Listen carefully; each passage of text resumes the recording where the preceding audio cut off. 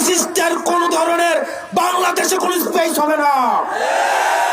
সে যেই নামেই থাকুক না কেন, এখন যে গুলশানের জাতীয় পার্টি নামে এই কুলাঙ্গাররা আবার ঐক্যবদ্ধ হচ্ছে, ওসমান হাদি ভাইয়ের রক্তের শপথ, ওদেরকে বাংলাদেশে এক ইঞ্চিও জায়গা দেওয়া হবে না।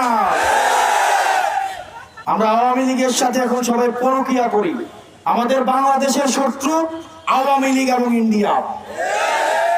ওসমান হাদির জন্য যে আমাদের অশ্রু ঝরে, এটা অশ্রু না, এটা হচ্ছে ক্রোধ।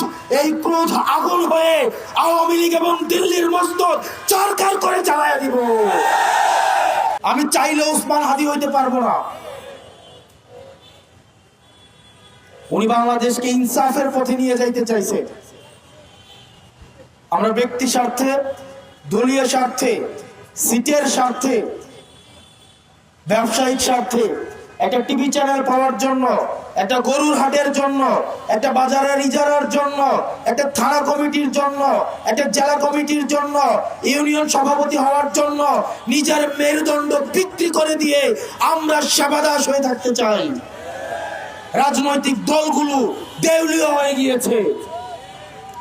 প্রিয় ভাইরা, ওসমান হাদির কাছে আমাদের প্রতিজ্ঞা আছে। ওসমান হাদির যে শহীদ মৃত্যুর যে আকাঙ্ক্ষা, সকল ধরনের দুনিয়াবি লোভ, প্রত্যাশা, পদের লোভ, এগুলোর ঊর্ধ্বে উঠে উনি বাংলাদেশের প্রশ্নটা সবচেয়ে বড় আকারে উনি দেখেছেন। দুর্ভাগ্যজনক বিষয়, আমরা ওনাকে ধারণ করতে পারি নাই। গতকালের গুলিটা ওসমান হাদির মাথা দিয়ে ফুটো করে যায় নাই, এটা বাংলাদেশের প্রত্যেকটা মানুষের বিবেক ফুটো করে গেছে।